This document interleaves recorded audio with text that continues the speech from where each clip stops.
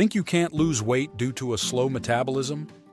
Metabolism isn't an organ. It's all the processes that keep your body running, like breathing, digestion, and cell repair.